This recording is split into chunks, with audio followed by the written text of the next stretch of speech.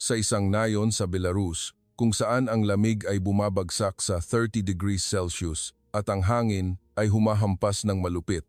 Isang binatang Asyano ang nakaluhod. Sa harap niya ay ang mga magulang ng babaeng kanyang minamahal, mga taong hindi pa nakakakita ng dayuhan sa buong buhay nila. "Pangako po, aalagaan ko ang anak ninyo habang buhay," sigaw niya sa perpektong wikang Ruso. Sa sandaling iyon, hindi na napigilan ng ina ang pagpatak ng kanyang mga luha. Ano nga ba ang nangyari? Ano ang tunay na dahilan kung bakit isang binatang Pilipino ang tumawid sa malawak na lupain ng Siberia para marating ang lugar na iyon? Bago natin alamin ang kanyang kwento, mangyaring mag-subscribe sa channel, i-like ang video na ito, at mag-iwan ng komento kung saan ninyo ito pinakikinggan. Magdadala ito ng suwerte sa inyo. Magandang araw sa inyong lahat. Ang pangalan ko ay Olga Valerievna mula sa Minsk, Belarus. Sa edad na 28, nagtapos ako ng linguistics sa Belarus State University at nagtatrabaho bilang isang international exchange researcher. Ang aking bayang sinilangan, ang Belarus, ay isang bansang walang baybayin sa silangang Europa na kahangganan ng Russia. Ang aming pamilya ay isang tipikal na konserbatibong pamilya mula sa kulturang Slaviko. Ang aking ama, si Vasily Alexandrovich, ay isang istriktong lalaki na nasa kalagitnaan ng kanyang 60s na nagpapatakbo ng isang maliit na bukid malapit sa Minsk. Mayroon siyang matipunong pangangatawan na may taas na higit sa 180 centimeters at may balbas na kulay abo. Karaniwan siyang tahimik, ngunit kapag nagsalita siya, may bigat ang kanyang mga salita. Higit sa lahat, pinahahalagahan ng aking ama ang mga tradisyon ng aming pamilya. Ang anak kong babae ay dapat magpakasal sa isang lalaki mula sa ating kultura, lagi niyang sinasabi. Hindi mauunawaan ng mga dayuhang lalaki ang ating mga tradisyon at pagpapahalaga. Dahil naranasan niya ang panahon ng Sobyet, tila mayroon siyang pag-iingat laban sa mga kultura mula sa labas. Ang aking ina, si Tatiana Nikolaevna, ay kabaligtaran ng aking ama, isang mainit at mapagmahal na tao. Maliit siya, may taas na 160 centimeters lamang, ngunit ang kanyang masiglang personalidad ang nagbibigay liwanag sa aming tahanan.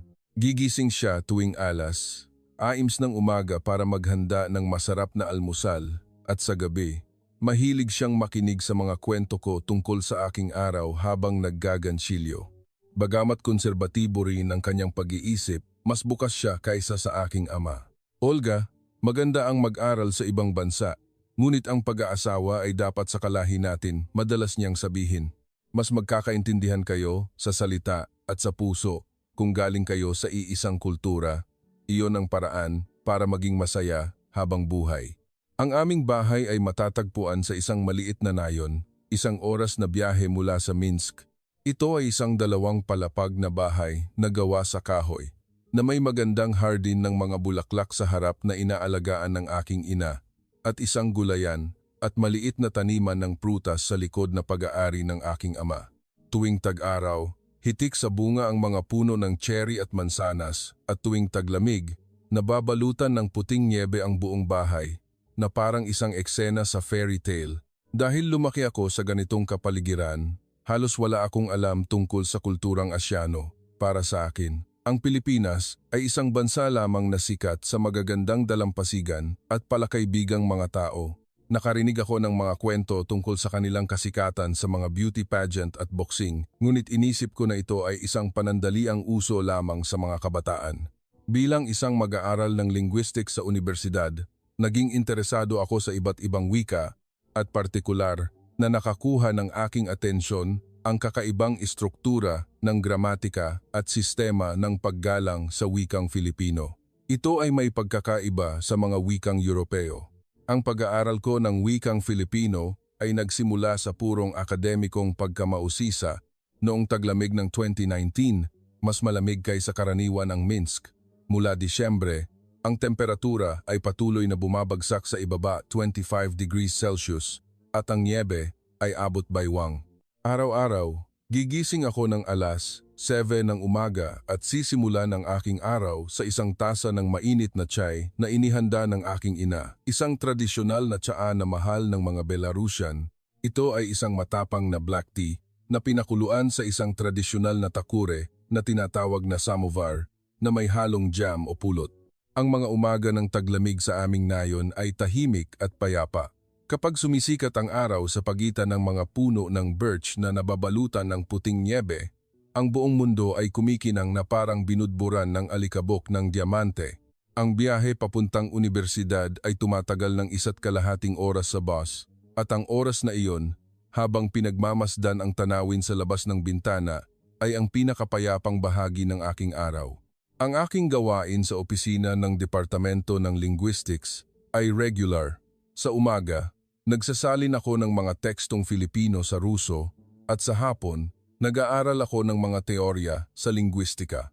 Ang proyekto ko ay isalin ang mga modernong akdang pampanitikan ng Pilipinas at madalas akong nag-iisip kung paano isasalin sa Ruso ang mga ekspresyon na naglalaman ng damdamin ng mga Pilipino.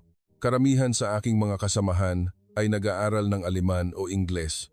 Kaya kapag nalaman nilang nag-aaral ako ng Filipino, palagi silang nagtatanong ng may pagtataka, napakakakaibang pagpili. Bakit Filipino?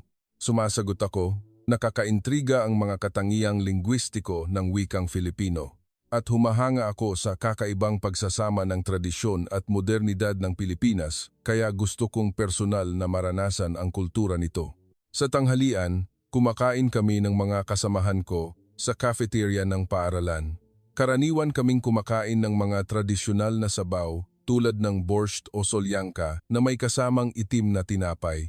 Masaya ang oras na ito kung saan nagbabahaginan kami ng aming mga paksa sa pananaliksik o pang-araw-araw na kwento.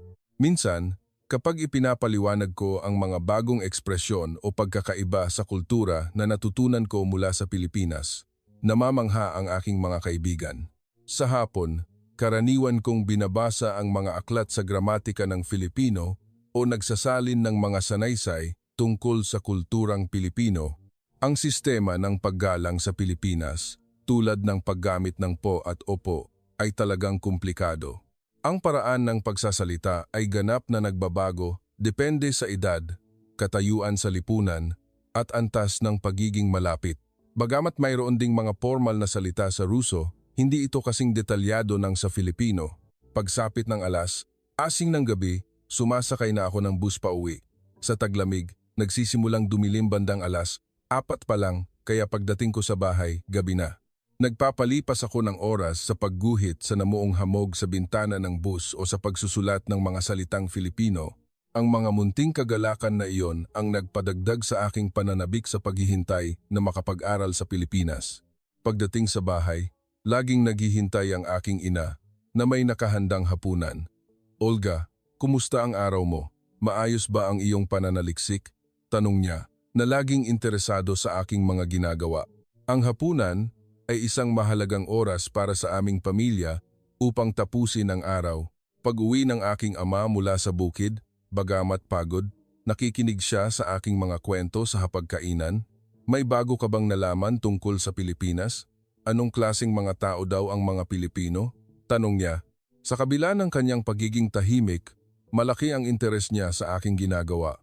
Pagkatapos ng hapunan, nagtitipon kami sa sala, umiinom ng tsaa at nanonood ng telebisyon. Karaniwan kaming nanonood ng balita o mga dokumentaryo, at kapag may balita tungkol sa Pilipinas, lahat kami ay nagbibigay pansin. Lalo na kapag may balita tungkol sa kanilang lumalagong ekonomiya o turismo, sinasabi ng aking ama, isang kahanga-hangang bansa. Noong Setyembre, dumating ang isang balita na magbabago sa aking kapalaran. Inanunsyo ng Belarus State University ang isang student exchange program sa Pilipinas. Mayroon silang kasunduan sa isang unibersidad sa Maynila na nagpapadala ng 2 estudyante bawat taon sa loob ng 6 na buwan. Matapos kong ibalita sa aking pamilya na natanggap ako sa exchange program, unti-unting nagbago ang kapaligiran sa bahay. Bagamat binabati nila ako, halata ang kanilang pag-aalala, lalo na ang aking ama, na mas lantarang nagpakita ng kanyang pag-iingat sa mga dayuhang lalaki. Olga, huwag kang masyadong lalapit sa mga lalaking Pilipino. Paulit-ulit niyang paalala. Ang kanilang kultura ay ganap na naiiba sa atin, lalo na ang kanilang pagtrato sa mga babae. Itinuturing natin ang mga babae bilang pantay na kasama Ngunit narinig ko na mayroon pa rin silang patriarkal na pag-iisip. Ang aking tiyuhin, si Mikhail, ay ganoon din. Nang dumalaw siya sa aming bahay noong isang katapusan ng linggo, sinabi niya, "Olga, mag-ingat ka sa mga lalaking taga-silangan." Narinig ko na bago magpakasal, napakaromantiko at maalaga nila, ngunit pagkatapos ng kasal, ganap silang nagbabago. Itinuturing daw nila ang mga babae bilang pag-aari at ikinukulong lang sa bahay, hindi binibigyan ng kalayaan. Lalo na sa Pilipinas, malakas pa raw ang impluensya ng tradisyonal na kultura at napaka-istrikto sa mga manugang na babae. Sunod-sunod ang mga salitang puno ng pagkiling mula sa aking tiyuhin. Ang aking tiyahin, si Galina, ay may katulad na mga alalahanin. "Olga, mabuti ang pag-aaral, ngunit huwag kang mag-iisip na magkaroon ng nobyo doon. Masyadong magkaiba ang kultura, magkakaroon lang ng problema sa huli. Ang wika, ang paraan ng pamumuhay, lahat ay iba. Paano kayo magsasama habang buhay? Pumunta ka lang doon para sa karanasan at pagmasdan ang mga bagay-bagay." Ang aking ina, bagamat nag-aalala rin, ay sinabi sa akin, "Matalino ang aking Olga, kaya alam niya ang gagawin. Mag-aral ka lang ng mabuti at manatiling ligtas."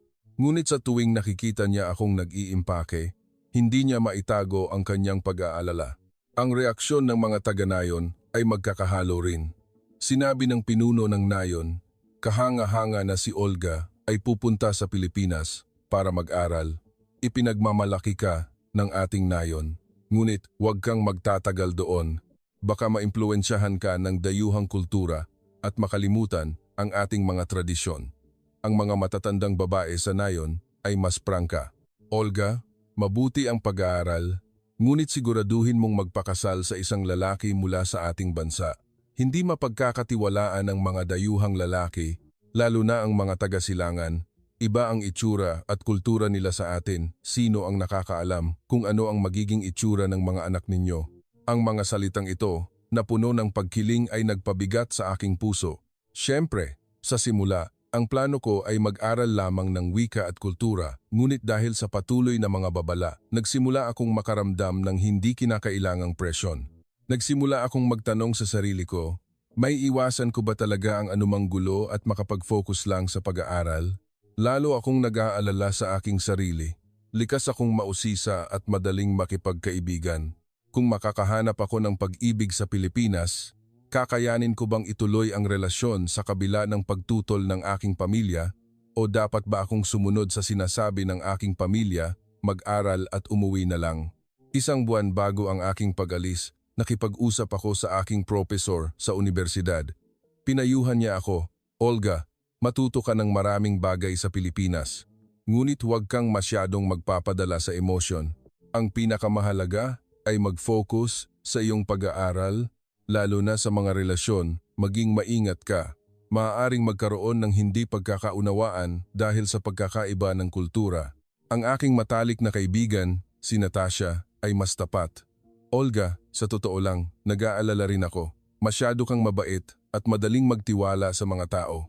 Hindi ko alam kung anong klaseng mga lalaki ang mga Pilipino, ngunit huwag mong ibibigay ang iyong puso ng basta-basta.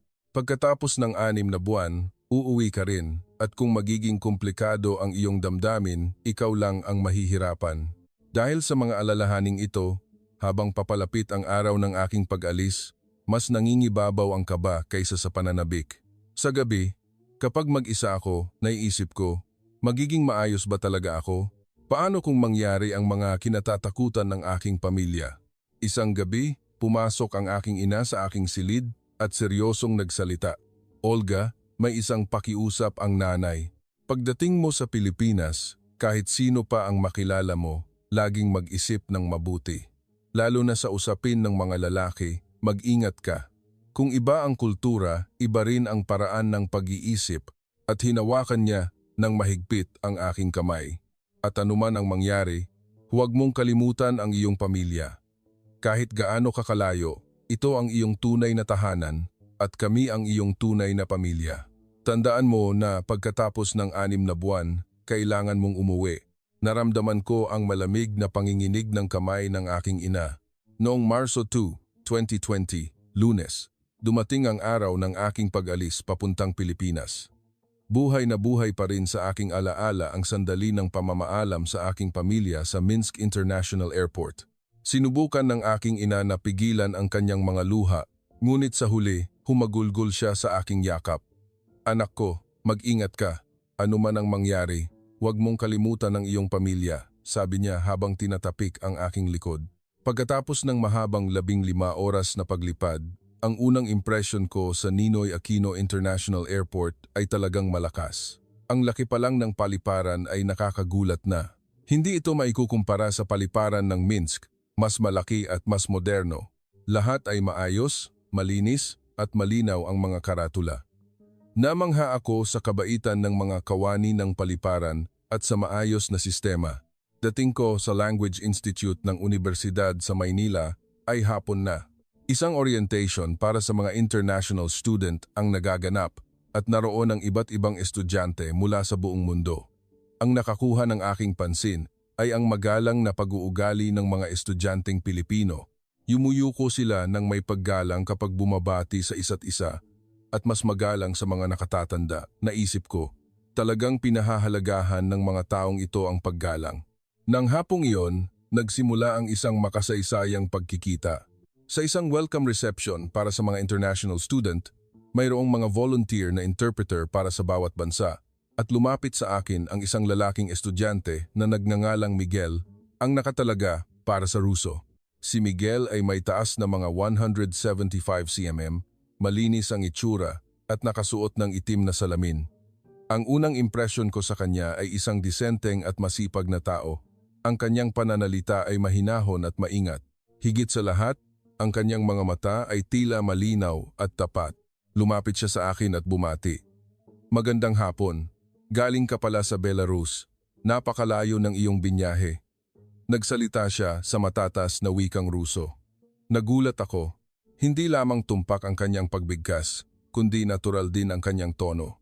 Ito ang unang pagkakataon na nakakita ako ng isang Asyano na napakahusay magsalita ng aking wika. Sa sandaling iyon, naramdaman kong bumilis ang tibok ng aking puso. Paano ka natutong magsalita ng Ruso ng ganyan kahusay? Tanong ko. Ngumiti si Miguel ng may pagpapakumbaba. 4th year student ako sa International Studies at minor ko ang Russian. Interesado ako sa kultura ng silangang Europa kaya nagsimula akong mag-aral ng mag-isa 2 taon na ang nakalipas. Masaya akong makilala ang isang taga-Belarus.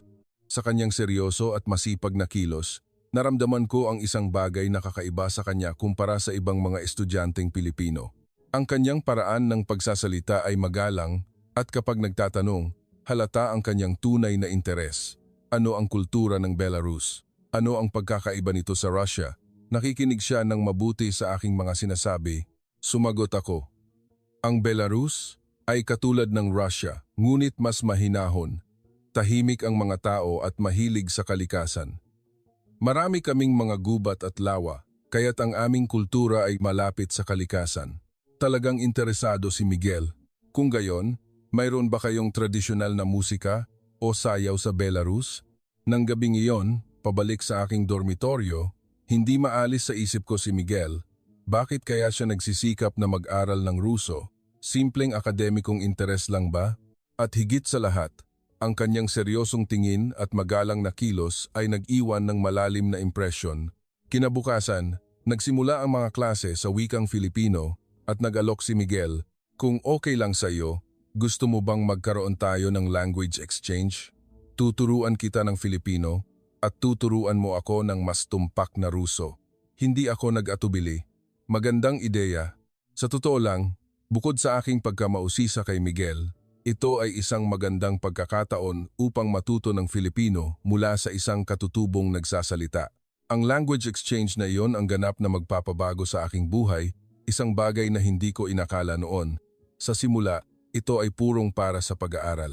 2 beses sa isang linggo, nagkikita kami sa library o sa isang cafe upang turuan ang isa't isa ng aming mga wika. Si Miguel ay talagang masigasig sa pag-aaral ng Ruso. Sa bawat pagkikita namin, mayroon siyang mga bagong tanong at maingat na isinusulat ang mga ekspresyon na itinuturo ko. Patuloy din siyang nagpapakita ng interes sa kulturang Belarusian. Sa pamamagitan ni Miguel, mas naintindihan ko ang kulturang Pilipino, hindi lang wika ang itinuturo niya, kundi ipinapaliwanag din niya ng detalyado ang paraan ng pag-iisip ng mga Pilipino, ang mga relasyon sa pamilya at ang istruktura ng lipunan. Pagkalipas ng 3 linggo, nagsimula akong makaramdam ng isang espesyal na damdamin para kay Miguel. Siya ay isang taong maalalahanin at masipag, at higit sa lahat, nakakatuwang makita ang kanyang pagsisikap na tunay na respetuhin at unawain ang aking kultura. Ngunit kasabay nito, patuloy na umalingamngaw sa aking isipan ang mga alalahanin ng aking pamilya. Habang mas madalas kaming nagkikita ni Miguel, lalo akong nalilito sa aking nararamdaman. Ang dating 2 beses sa isang linggong language exchange ay naging halos araw-araw. Kahit na nag-aaral kami sa library, natural na kaming magkasamang pumupunta sa cafe para magkape at magkwentuhan sa aming mga pahinga. Ang kabaitan ni Miguel ay kahanga-hanga. Kapag nahihirapan ako sa isang ekspresyong Filipino, ipinapaliwanag niya ito ng madali gamit ang iba't ibang halimbawa. At kung mayroon akong hindi maintindihan sa kulturang Pilipino, ipinapaliwanag niya ang pinagmulan nito. Higit sa lahat, palagi siyang nakikinig ng mabuti sa aking mga sinasabi. Isang araw, nagkasakit ako at nanatili sa dormitoryo. Biglang nag-message si Miguel. "Olga, okay ka lang?" Sabi nila, mabuti ang arroz caldo para sa may sakit. "Gusto mo bang lutuan kita at dalhin diyan?" Noong una, tumanggi ako. Okay lang ako. Gagamot lang ako at magpapahinga. Ngunit isang oras ang lumipas, dumating siya sa dormitoryo na may dalang mainit na arroz caldo sa isang thermal lunchbox. Nagulat ako at nagtanong, "Paano mo ito niluto?" Sumagot si Miguel, "Tumawag ako sa nanay ko para itanong ang recipe." Sabi niya, "Kailangan ng taong may sakit ng mainit at masustansyang pagkain." Sa sandaling iyon, naramdaman ko ang init sa aking puso. Bihira akong makaranas ng ganitong klaseng pag-aalaga kahit sa Belarus. Sa ibang araw, nalulungkot ako dahil sa homesickness. Nang sabihin kong namimiss ko na ang aking bayan, nag-alok si Miguel. "May isang lugar sa Maynila na may tanawin na katulad ng Minsk. Gusto mo bang pumunta tayo?" Ang lugar na iyon ay ang Luneta Park. Ang malawak na damuhan, ang lawa, at ang mga puno ay talagang kahawig ng tanawin sa aking bayan. Tahimik na naglakad si Miguel sa tabi ko at nakiramay. "Siguradong namimiss mo na ang iyong bayan." Naramdaman ko rin iyan noong umalis ako sa Batangas para mag-aral dito sa Maynila. Ang kanyang mainit na pakikiramay at aliw ay nagpagaling sa aking puso. Nang hapong iyon, habang naglalakad kami sa parke, nagbahaginan kami ng mga kwento tungkol sa aming mga bayan, pamilya, pangarap at mga layunin. Habang tumatagal, lalo akong nakukumbinsi na espesyal ang taong ito. Hindi tulad ng ibang mga lalaking Pilipino na naghahanap ng panandaliang relasyon o nagpapakita ng pagkamausisa sa mga dayuhang babae, si Miguel ay laging nagsisikap na magkaroon ng seryoso at malalim na pag-uusap. Tunay siyang interesado sa aking mga pangarap at layunin. "Olga, ano ang gusto mong gawin sa hinaharap?" tanong niya. Sumagot ako, "Gusto kong maging isang linguist at magsaliksik na nag-uugnay sa wikang Filipino at Ruso. Gusto kong pag-aralan ang mga pagkakaiba at pagkakatulad ng dalawang kultura para mapabuti ang pagkakaunawaan." Nagliwanag ang mga mata ni Miguel at buong puso siyang sumuporta. Napakagandang pangarap niyan. Ang wika ay hindi lang isang kasangkapan sa komunikasyon, kundi isang sisidlan ng kultura at paraan ng pag-iisip. Kung may isang taong tulad mo na mag-uugnay sa dalawang kultura, ito ay magiging isang makabuluhang gawain. Ngunit kasabay nito, lumitaw ang mga praktikal na alalahanin. Ang exchange program ay 6 na buwan lamang at mabilis na lumilipas ang oras. Naramdaman kong lumalalim ang aming relasyon, ngunit nag-alinlangan ako kung tama bang hayaan ang aking sarili na mahulog. Sa tuwing nakikipag-video call ako sa aking pamilya, lumalabas ang aking komplikadong damdamin. "Olga, kumusta ang buhay sa Pilipinas? Maayos ba ang pakikitungo mo sa iyong mga kaibigan?" tanong ng aking ina. Maingat akong sumagot, "Opo, mababait silang lahat. Lalo na't mayroon akong kaibigang Pilipino na mahusay mag-Ruso, kaya malaking tulong siya." Biglang, prangka na nagtanong ang aking ama. "Lalaki ba iyan?" Itinanggi ko ito. Hindi po. Kaibigan ko lang para sa language exchange. Purong pag-aaral lang ang relasyon namin. Bagamat sinabi ko ito bilang isang dahilan, seryoso pa rin ang mukha ng aking ama. Olga, kahit sabihin mong puro lang iyan, maaaring iba ang iniisip ng lalaki. Huwag kang masyadong lalapit. Huwag mong kalimutan na pagkatapos ng 6 na buwan, kailangan mong umuwi. Mahigpit ang bilin ng aking ama.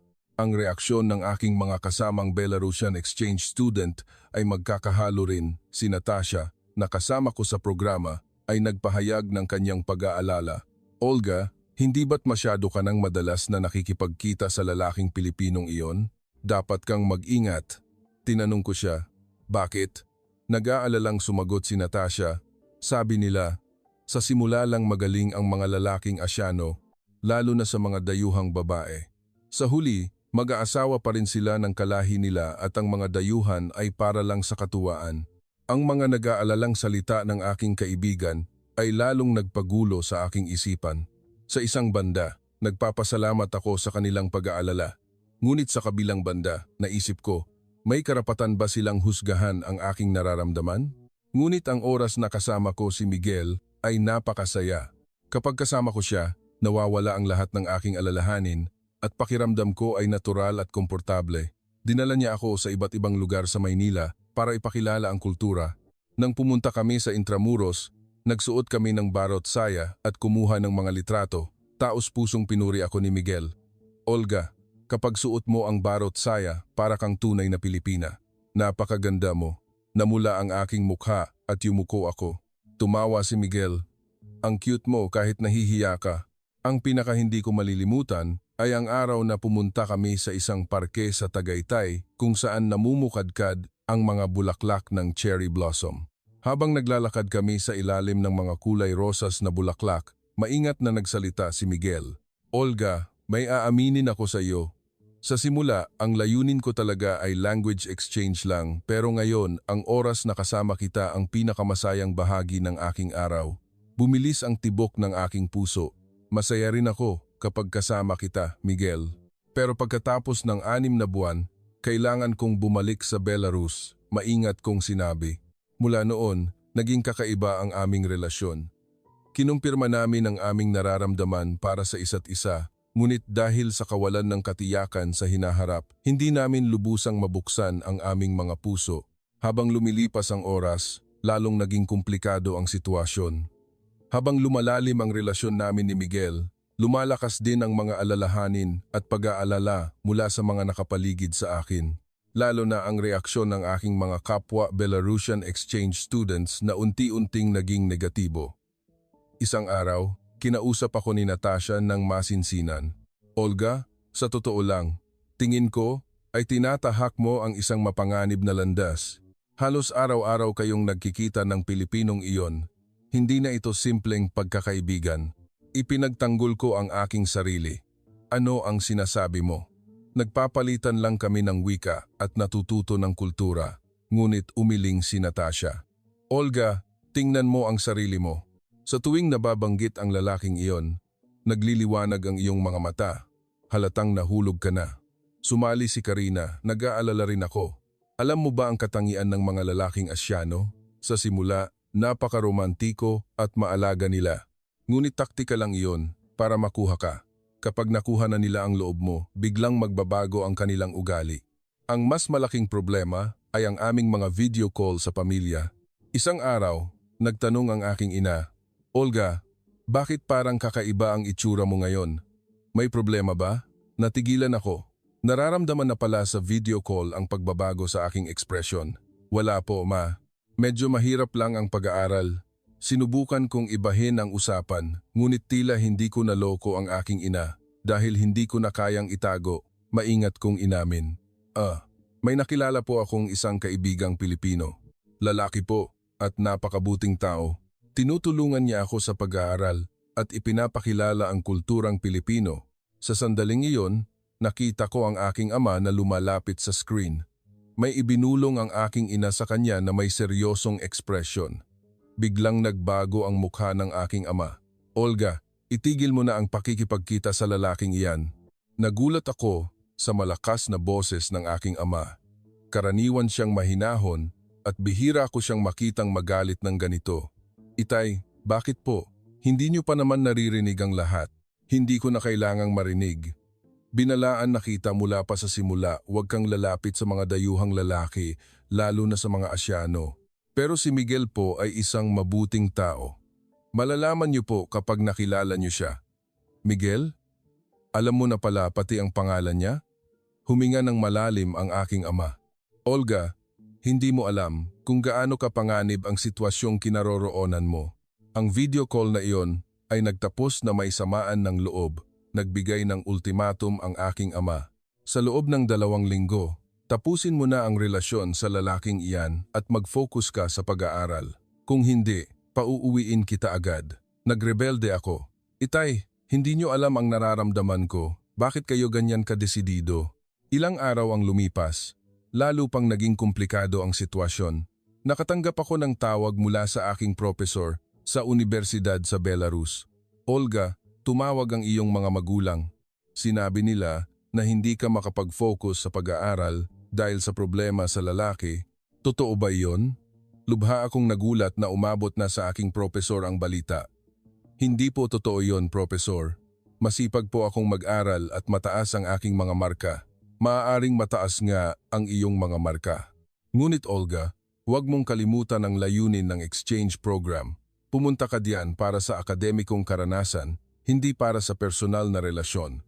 Para lalong lumala ang sitwasyon, naramdaman ko na rin ang tingin ng ibang mga exchange student sa aming dormitoryo.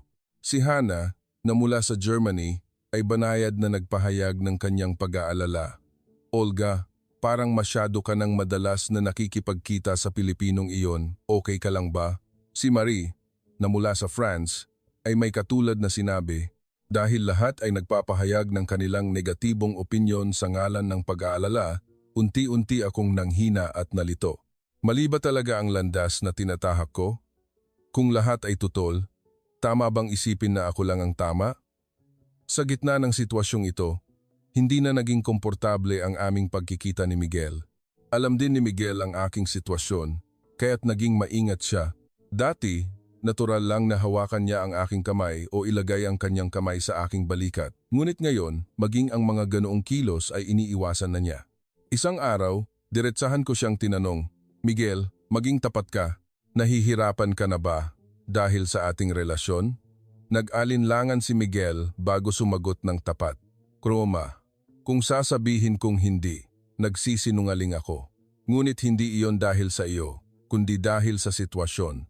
Sinabi ko na rin sa aking mga magulang ang tungkol sa iyo at hindi maganda ang kanilang unang reaksyon. Tutol din ba ang mga magulang mo? Hindi naman sila ganap na tutol, ngunit marami silang alalahanin. Sabi nila, kailangan kong maging maingat sa pakikipagrelasyon sa isang dayuhan. Dapat kong isaalang-alang ang mga pagkakaiba sa kultura. Nang marinig ko iyon, lalo akong nawalan ng pag-asa. Parehong pamilya namin ay tutol sa aming relasyon. At paikli na nang paikli ang panahon ng exchange program. Tila alam din ni Miguel ang realidad na ito. Olga, kailangan nating mag-isip ng malamig. Kung magpapatuloy tayo ng ganito, baka masaktan lang natin ang isa't isa. Nanlamig ang aking puso. Ano ang ibig mong sabihin? Alam mo naman, Olga, pagkalipas ng ilang buwan, babalik ka sa Belarus at maiiwan ako dito sa Pilipinas. At tutol ang pareho nating mga magulang. Kaya gusto mo nang sumuko. Nanahimik si Miguel sandali bago nagsalita. Hindi ko sinasabing sumuko na tayo pero sana ay maging mas maingat tayo. Nag-away kami ng malaki sa unang pagkakataon. Naghiwalay kami na may samaan ng loob. At hindi kami nag-usap sa loob ng ilang araw. Napakahirap ng mga araw na iyon. Hindi ko akalain na magiging ganito kahungkag ang isang araw na wala si Miguel. Ngunit kasabay nito, naisip ko, tama nga siguro sila. Ako lang ba ang nagkakamali? Isang linggo ang lumipas, unang nag-message si Miguel. Olga, may oras ka ba ngayong weekend? May gusto akong sabihin. Nagkita kami sa isang cafe na may tanawin ng Manila Bay. Seryoso ang mukha ni Miguel. Hindi tulad ng dati. Pagkatapos ng ilang sandali ng pananahimik habang nakatingin sa dagat, dahan-dahan siyang nagsalita.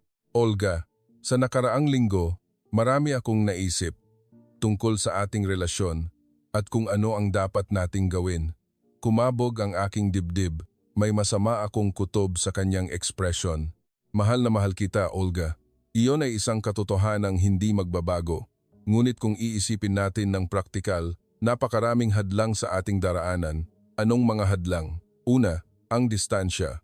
Ang Belarus at Pilipinas ay halos 10,000 kilometro ang layo. At mayroon ding mga pagkakaiba sa kultura at ang pagtutol ng ating mga magulang, desperado akong tumutol. Malalampasan natin ang mga problemang iyan. Sa panahon ngayon, ano ba ang distansya? Mayroon namang video call at eroplano. At ang mga pagkakaiba sa kultura ay malulutas kung magsisikap tayong unawain ang isa't isa. Umiling si Miguel. Olga, hindi ganoon kasimple ang problema.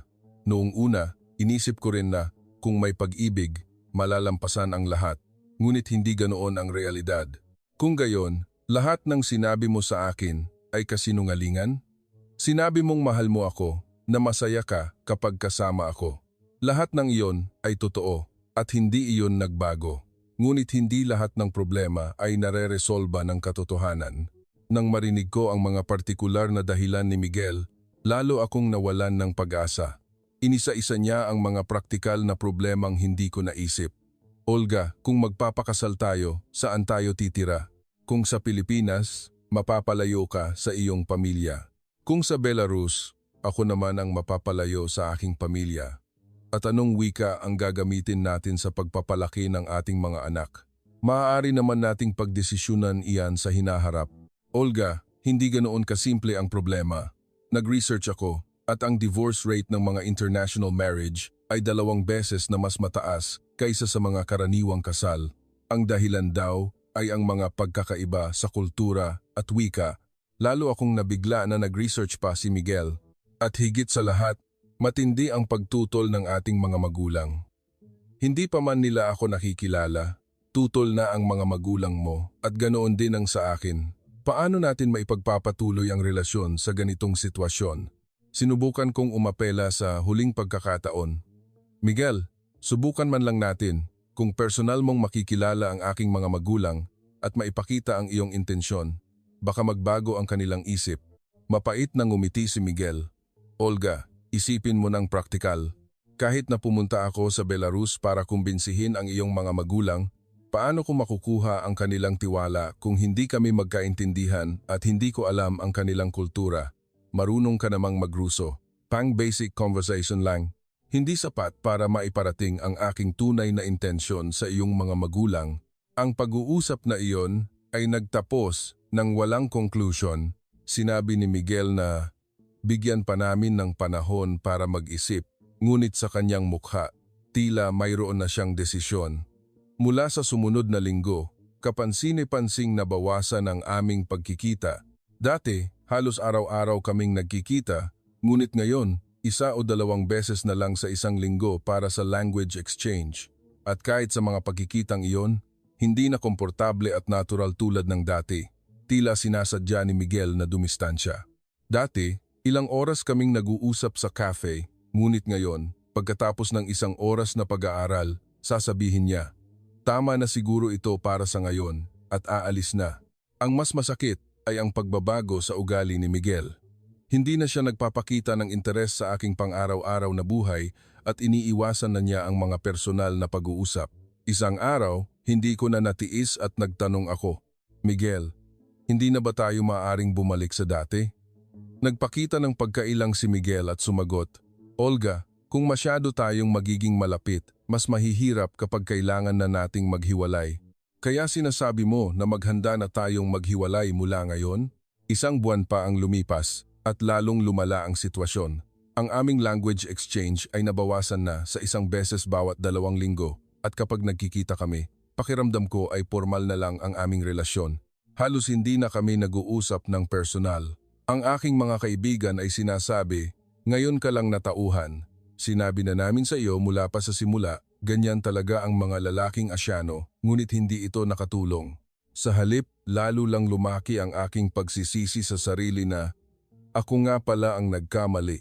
2 buwan na lang ang natitira sa exchange program at biglang naramdaman kong walang saysay na ang aking pananatili sa Pilipinas. Ang pananabik at pag-asa noong una akong dumating ay nawala na. At gusto ko na lang na mabilis na lumipas ang oras para makabalik na sa Belarus. Noong Agosto 11, 2020, dumating ang araw ng aking pag-uwi. Habang pasakay ako sa eroplano papuntang Belarus sa NAIA, may isang bahagi sa aking puso na umaasa na darating si Miguel at pipigilan ako. Ngunit hindi siya dumating. Umuwi akong may dalang panghihinayang at kabiguan. Sa ganoong paraan, natapos sa isang ganap na kabiguan ang aking unang pagsubok. Pagka-uwi ko sa Belarus, sa loob ng isang buwan, hindi ako makawala sa malalim na kalituhan at pagsisisi. Gabi-gabi, nakahiga sa kama, paulit-ulit kong iniisip, naging tanga ba ako? Matapos mabigo ang relasyon namin ni Miguel, tuluyan akong nawalan ng tiwala sa aking sarili. Wala ba akong kakayahang kumilatis ng tao? O masyado lang ba akong naging simple mag-isip? Walang tigil kong sinisisi ang aking sarili. Ang interes at pag-aalaga na ipinakita sa akin ni Miguel, ang mga malalalim na pag-uusap namin, at ang kanyang mga sinabing totoo lahat ba iyon ay tunay? O ako lang ang nag-ilusyon? Ang pinakamasakit ay ang proseso ng pagbabago ni Miguel. Sa simula, tila tunay siyang nagmamahal sa akin. Ngunit nang lumitaw ang pagtutol ng mga nakapaligid at ang mga praktikal na problema, unti-unti siyang umatras. Naisip ko nang may kapaitan, ganyan pala talaga ang mga lalaki. Kapag dumating ang hirap, mas pinipili nila ang realidad kaysa sa pag-ibig. Ngunit kasabay nito, binalikan ko ang bawat salitang sinabi sa akin ni Miguel. Ang oras na kasama kita ang pinakamasayang bahagi ng aking araw. Mahal na mahal kita, Olga. Totoo iyon. Totoo kaya ang mga salitang iyon? O totoo noon, ngunit nagbago ang kanyang nararamdaman? Ang pinakamahirap ay ang pagdududa sa aking sarili. Masyado ba akong naging inosente? Ganito ba talaga kakomplikado ang international relationship? Tuluyan akong nawalan ng tiwala sa sarili. Paulit-ulit na sinasabi ng aking mga kaibigan, sinabi na namin sa iyo mula pa sa simula, hindi magtatagal ang ganyang relasyon na parang sila ang tama. Sa tuwing naririnig ko iyon, lalo akong nanghihina. Tama nga pala ako ang nagkamali. Lahat sila ay nakikita ang realidad, habang ako lang ang nabubuhay sa isang panaginip. Ngunit sa isang sulok ng aking puso, naroon pa rin ang pananabik kay Miguel. Sa tuwing naaalala ko ang mga cafe o parke na pinuntahan namin, sumasakit ang aking dibdib. Naging mabigat din ang mga video call sa aking pamilya. Olga, mukhang masaya ka na ngayon. Mabuti nga na nag-focus ka na lang sa pag-aaral, sabi ng aking ina. Pilit akong ngumiti at sumagot. Opo, marami po akong natutunan. Mas prangka ang aking ama. Olga, tapos na talaga ang usapin sa Pilipinong iyon, di ba? Tama ako, hindi ba? Mahirap talagang magkaroon ng malalim na relasyon sa mga taong iba ang kultura. Sa tuwing naririnig ko ang mga salitang iyon, naninikip ang aking dibdib. Ayokong aminin na tama ang aking ama. Naisip ko rin, masyado ba akong naging matigas ang ulo? Kung nakinig lang ako sa kanila mula sa simula, hindi sana ako nasaktan ng ganito. Ngunit kasabay nito, mayroon ding pagtutol. Pero sulit namang subukan, hindi ba? Hindi naman lahat ng international relationship ay nabibigo. Isang gabi, hindi ko na natiis at isinulat ko ang aking nararamdaman sa aking talaarawan. Ngayon, eksaktong 6 na linggo na mula nang maghiwalay kami ni Miguel. Noong una, galit ako pagkatapos ay sama ng loob at ngayon, kahungkagan na lang. Panaginip lang ba ang lahat? Hindi na mahalaga kung totoo o hindi ang interes at pag-ibig na ipinakita sa akin ni Miguel.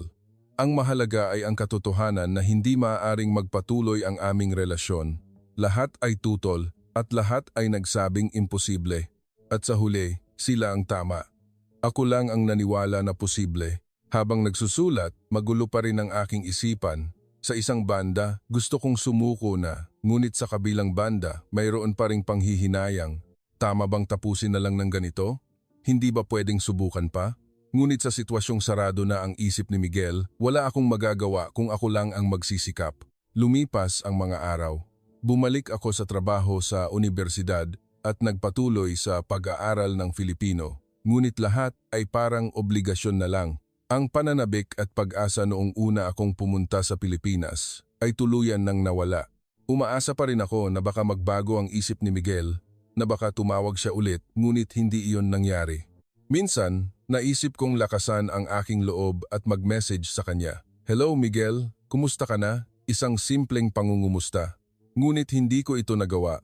Naisip ko, masyado ba akong nagiging mapilit? Kumakapit pa rin ba ako sa isang tapos na relasyon?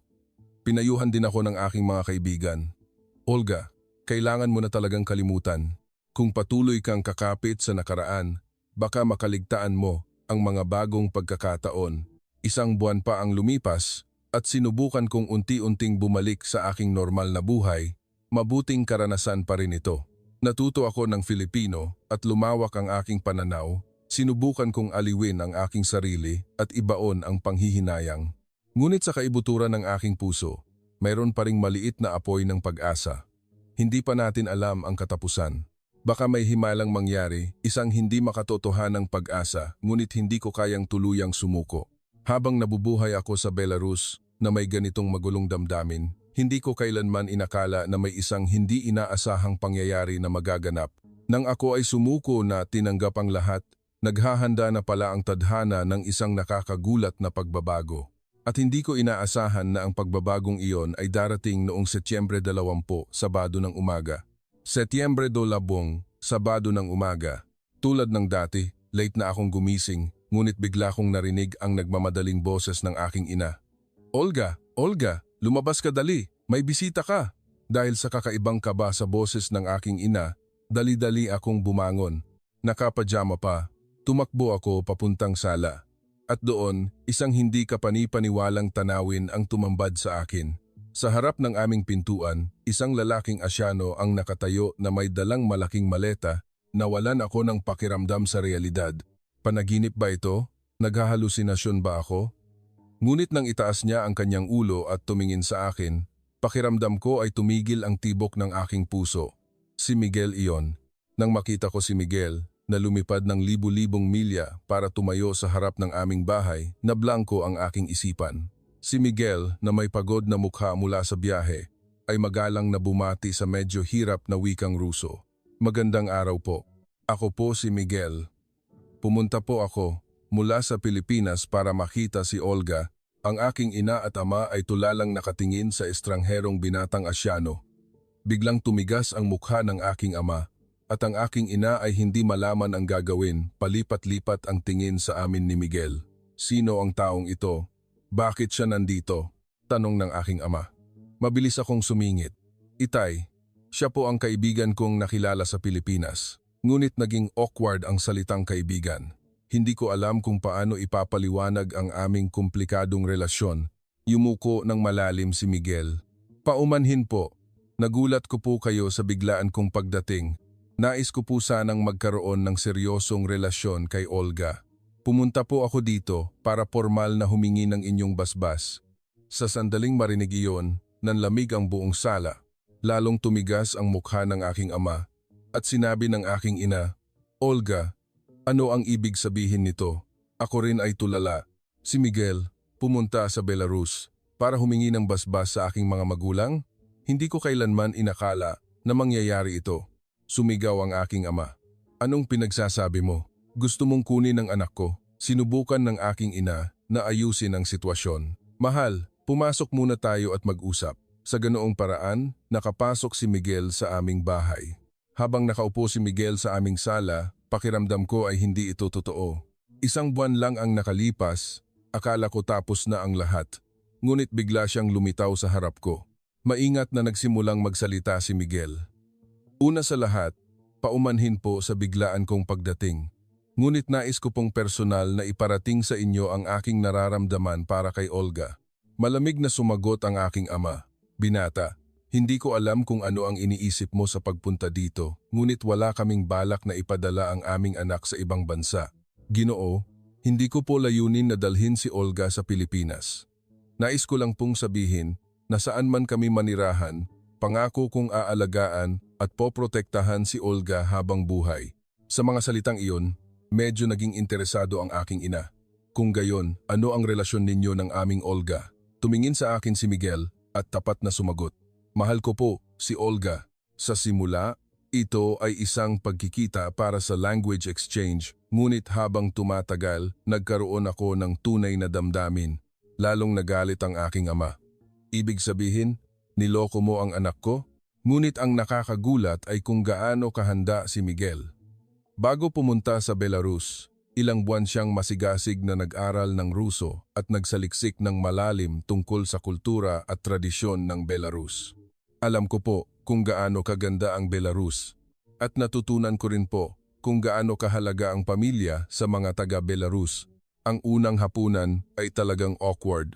Ngunit nagulat ako nang malaman ni Miguel ang tamang etiquette sa hapagkainan ng Belarus. Una siyang bumati sa mga nakatatanda at nagsali ng inumin gamit ang dalawang kamay.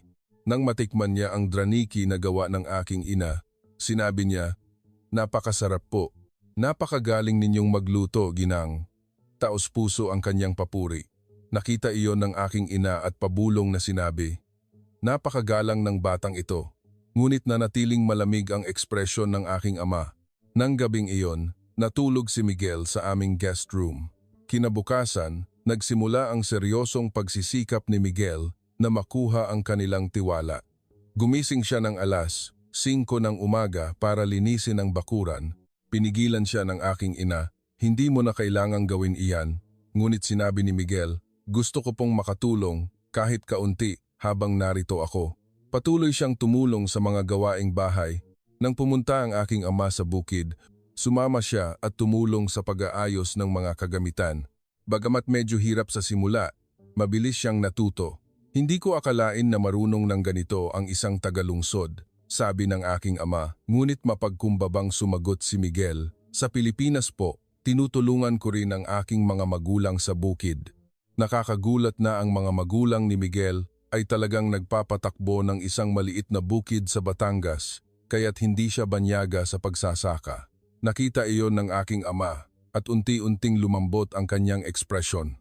Ang pinakakahanga-hanga ay ang pag-aalaga na ipinakita ni Miguel sa aking ina. Araw-araw, pumupunta siya sa palengke para bilhan ng rosas ang aking ina, ang paborito nitong bulaklak. Sa Pilipinas po, itinuturo na isang tanda ng paggalang ang pagbibigay ng bulaklak sa mga nakatatanda. Noong una, nagulat ang aking ina, ngunit unti-unti niyang naramdaman ang katapatan ni Miguel. Sa hapunan, kinain ni Miguel nang may gana ang mga tradisyonal na pagkain ng Belarus. Habang kumakain ng borscht, sinabi niya, "Namimiss ko po ang lasang ito. Sinubukan kong lutuin ito sa Pilipinas, ngunit hindi ko makuha ang sarap ng luto ninyo." Nagulat ang aking ina. "Talaga? Sinubukan mong lutuin ang aming pagkain sa Pilipinas?" Sumagot si Miguel, "Opo, itinuro po sa akin ni Olga ang recipe." Habang naririnig iyon, naramdaman kong unti-unting bumubukas ang puso ng aking ina. "Itinuro pala iyon ni Olga? Napakabait naman," sabi niya. Isang linggo, matapos dumating si Miguel, unti-unting nagbago ang kapaligiran.